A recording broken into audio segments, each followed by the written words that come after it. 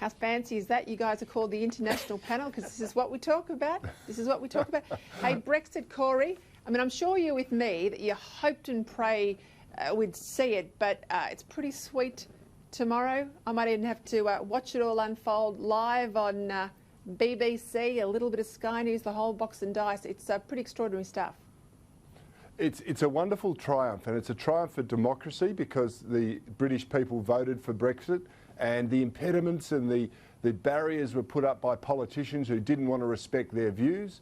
And let me tell you, I think it's a triumph for characters like Nigel Farage, whom have been battling to get out of the European Union for the last 2 decades or so. And I remember when I met with the former chairman of UKIP, that's his previous party, and they later went on to Brexit, they said our role is to push the Tories in the right direction, and by crikey they did.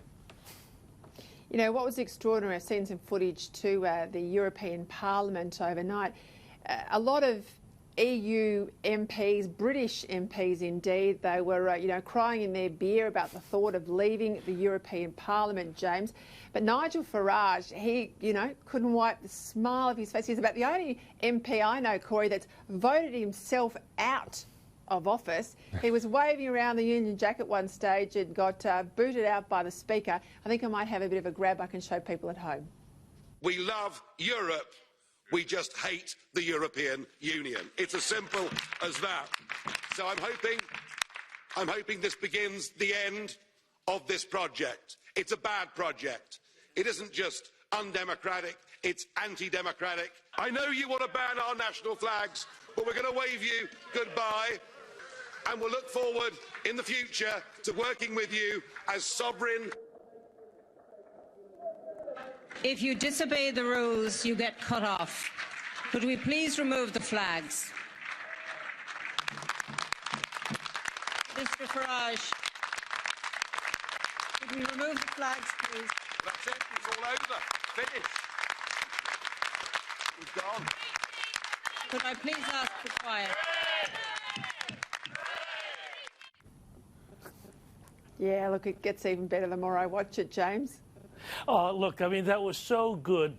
And you know what I loved? There was that one moment where that sort of Nurse Ratched figure who was down in the lower right corner, she wasn't part of the UK delegation, was just sneering. And she was so angry that this whole thing had happened. And that speaker who was furious. But I think, just to amplify on what Cory was saying just now, this is also a great victory, I think, for the EU and the rights of the democratic nation state over technocratic, soulless, global liberalism, which is what I think the EU was absolutely made flesh, and which tried to suck the UK with all of its proud history, proud traditions, which are not continental traditions, but its own system of law, its own systems of government that don't have anything to do with the way they do things in Europe, that tried to suck them into that. This is a great victory for that independent state, and I think for independent states everywhere, against this push towards putting democracies into these ever less democratic federations which become ever more removed from the people.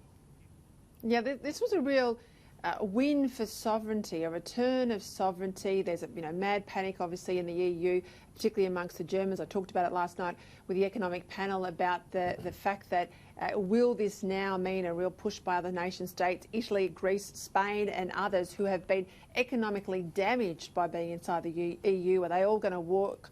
It's something we're going to all watch very closely. I'm sure in Brussels I'll watch it very closely.